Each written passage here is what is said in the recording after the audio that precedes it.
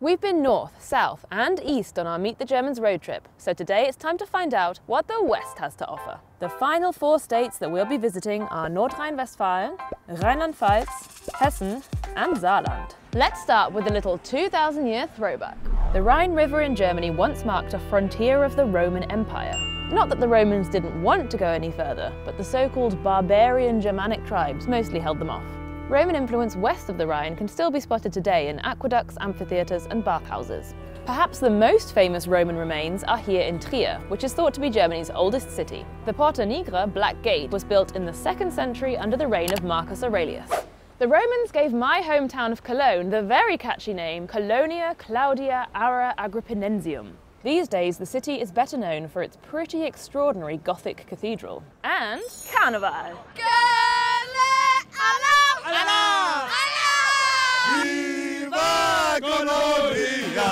The so-called 5th season kicks off on 11.11, the 11th of the 11th at exactly 11:11 a.m. It rises to a crescendo, usually in February, with a 6-day extravaganza of street parades, costumes, dance performances, music, and plenty of drinking. Traditionally, this was all about letting loose before 6 weeks of fasting for Lent. These days, it's all about Lebensfreude. Spaß haben. Feiern. Ja, Party. Also es ist ein Gefühl.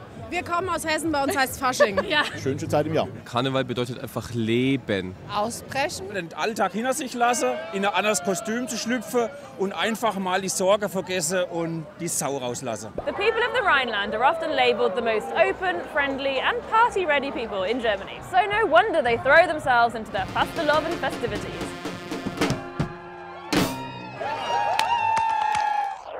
Rhine-Westphalia is Germany's most populous state and accounts for 1/5 of Germany's economic output.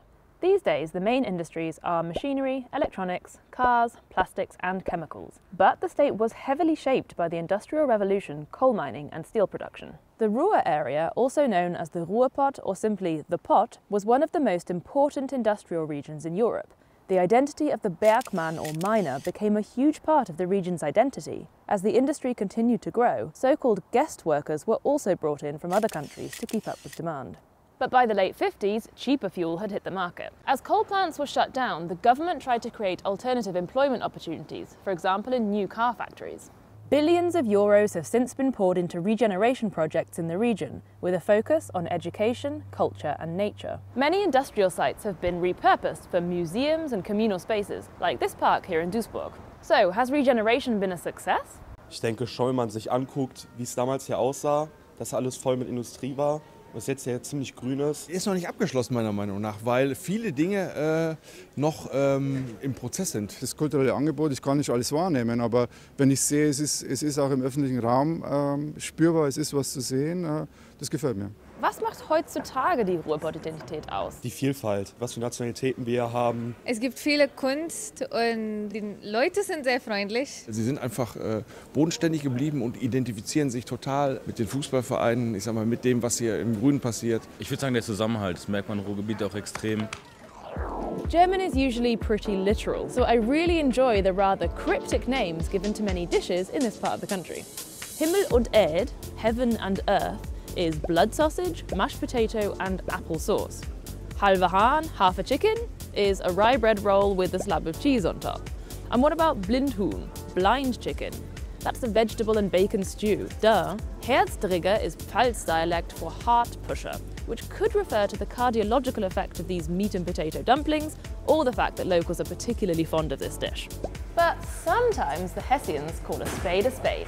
This is the very accurately named grüne Soße, green sauce. To be more exact, it's a sour cream and mixed herb sauce, often served with boiled potatoes and eggs.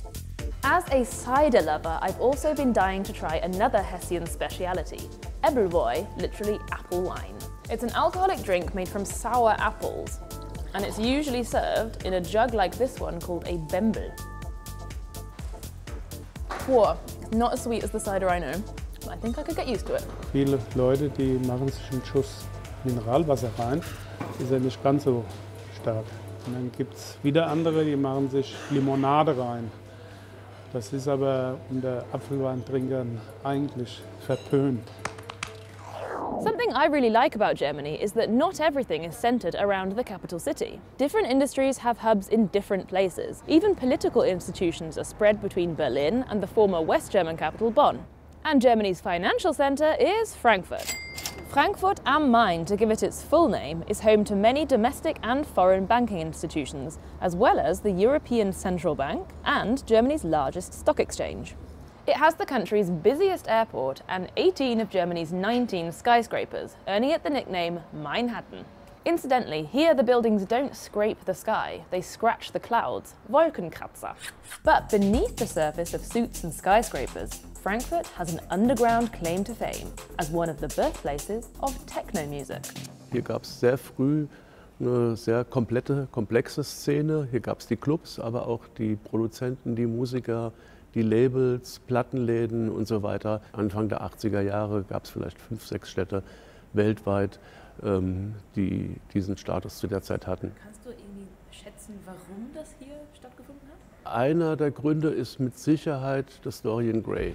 Also in dem Club lief schon immer das Innovativste vom Innovativen. Der war am Frankfurter Flughafen. Allein der Ort, auch die Fahrt dorthin, er fährt also über die Autobahn. Es ist Nacht und der Flughafen ist nachts beleuchtet gewesen. Man hat ihn schon von weitem so pulsierend gesehen. Man ist dazugefahren und dann runter unter den Flughafen gefahren. Das war eigentlich schon, da ging es schon los, dass man gespürt hat, hier passiert heute Nacht was. Über Frankfurt wird nicht mehr so viel gesprochen. Das hat damit zu tun, dass diese Räume, diese Clubs einfach fehlen. Hier gibt es nicht viel Raum. Deswegen wird in Frankfurt auch in die Höhe gebaut. Und wenn irgendwo ein Raum frei wird, die Mieten sind extrem hoch. Deswegen ist Berlin auch heute wahrscheinlich World Capital of Techno, weil durch den Mauerfall haben sich einfach Räume ergeben. Das heißt, die Leute konnten, ob es alte Lagerhallen waren, alte E-Werke, Gaswerke. Mit diesen Räumen kann man auch erst was Neues entwickeln. Und das haben wir hier leider in der Stadt nicht so. If you need an escape from the city, Hessen also has you covered, quite literally. This state and neighbouring Rhineland-Palatinate are both 42% covered in trees. That makes them Germany's most foresty states and the perfect spot for a fairy tale. Einem reichen Manne, dem wurde seine Frau krank, und als sie fühlte, dass ihr Ende herankam, rief sie ihr einziges Jakob and Wilhelm Grimm, better known as the Brothers Grimm, were born in Hanau in the late 18th century and later moved here to Kassel. They gathered folk stories for their fairy tale collection. Hansel and Gretel, Snow White, Little Red Riding Hood, Cinderella. But we're talking the original gory versions, before Disney toned things down. The brothers also played an important part in the development of the German language. Jakob published a book on German grammar, and the brothers later began working on a very ambitious German dictionary. Sadly, they never made it past the letter F. Wilhelm died in 1859 and Jakob 4 years later. The last entry he completed was for Frohteufel, demon. But other linguists picked up where they left off, and the tome was eventually completed about 100 years later. Our next stop is Saarland, the smallest German state, excluding the 3 city-states. In fact, it's often used as a unit of measurement in the German media. For example, a forest fire affected an area the size of Saarland. For those of you unfamiliar with this unit, it's about the same size as neighbouring Luxembourg. Not all that long ago, this German state used to be essentially independent, with its own constitution, its own flag, and even a very short-lived currency, the Saarmark. Saarland sent its own team to the 1952 Olympic Games and the 1954 Football World Cup qualifiers, where incidentally it was knocked out by West Germany, who went on to win the tournament. This historical curiosity had a lot to do with the region's attractive coal reserves and the 2 world wars. This part of Germany fell under the administration of the League of Nations after World War I. Then it was returned to Germany. Then it was in the French-occupied zone after World War II, when France gave it protectorate status, effectively releasing it from Allied control. But the region's strong connection to Germany remained, and in a 1955 referendum, the people voted to be released from their special arrangement with France. In 1957, they officially joined West Germany. So is this history still visible today? Auf jeden Fall. Das Saarland ist praktisch das französischste aller deutschen Bundesländer, kann man sagen. Man geht hier kein Baguette holen, man holt sich Flöt, ein schmaleres Baguette. Das ist so typisch französisch. Ich finde, man sieht es auch noch so ein bisschen manchmal an den Bauten. dass da so Französisch mit reinspielt. Der Regenschirm wird im Bereich Saarlouis immer nur ich hol mein Parapluie.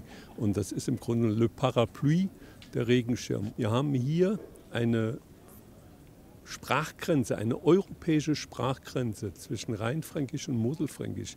Und die wird Jive und Trive, wird die auch so gesprochen. Als Franzose hatte ich, meine Muttersprache war Plattdeutsch. Und selbst in Frankreich sind wir manchmal als die Deutsche betrachtet, also als so Deutsche, verstehen Sie, so Saarfranzose betrachtet. Ne? Man hört das ja auch, dass hier viele Franzosen sind. Ich weiß, dass das halt ganz nah ist, aber ich fühle mich da jetzt überhaupt nicht irgendwie hingezogen oder so, mich damit irgendwie verbunden. Und was sollte man sonst noch über das Saarland wissen? Prinzipiell, dass es das Bundesland gibt. Hier gibt es sehr gutes Essen. Ich esse gern Liona, das ist so eine Wurst. Saarland ist definitiv bekannt für Schwenker. Hier wird nicht gegrillt, hier wird geschwenkt und man isst hier kein Steak, man isst einen Schwenker.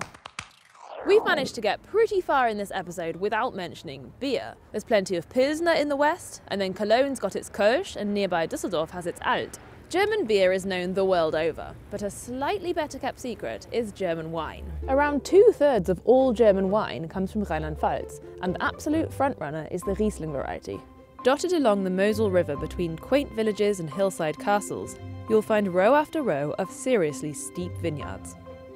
Das Besondere am Moselwein ist natürlich unsere einzigartige Kulturlandschaft und was eben den Charakter des Weines auch auszeichnet, ist der Schiefer. Es ist ein sehr dunkler Stein und schwarz, wie wir alle wissen, kann ja auch sehr gut Wärme speichern, zieht Wärme an. Und wenn es nachts wieder kälter wird im Tal, dann gibt er das an die Umgebung ab, eben an unsere Trauben. Damals habe ich mich zur Wahl der Moselweinkönigin gestellt, weil ich meine Heimat so sehr liebe und da eben unterwegs sein wollte im Auftrag des Weines. Ich habe ehrlich gesagt gar nicht so weit gedacht, dass es dann noch weitergeht zur deutschen Weinkönigin. 2016, 2017 durfte ich im Endeffekt einmal um die ganze Welt reisen mit deutschem Wein im Gepäck. Was macht eine gute Riesling aus? Ein guter Riesling macht natürlich das gute Moselklima aus. Dann sollte er eine schöne Süße haben, also nicht zu süß, ein bisschen, und dann natürlich die knackige, frische Säure, die den Moselriesling auszeichnet. So, what's the best way to sample the local produce? Well, you could go on a Weinwanderung or wine hike. Yep, that involves hiking between vineyards and wine taverns. Whew. The more relaxed variation would be to do a Weinprobe or wine tasting, which traditionally goes from dry to sweet. What else do you like about this area of Germany? Leave a comment below. And that brings us to the end of the Meet the Germans road trip. I've loved gallivanting around the country to find what makes each region unique. Do check out the other road trip episodes and let me know what you think. Prost!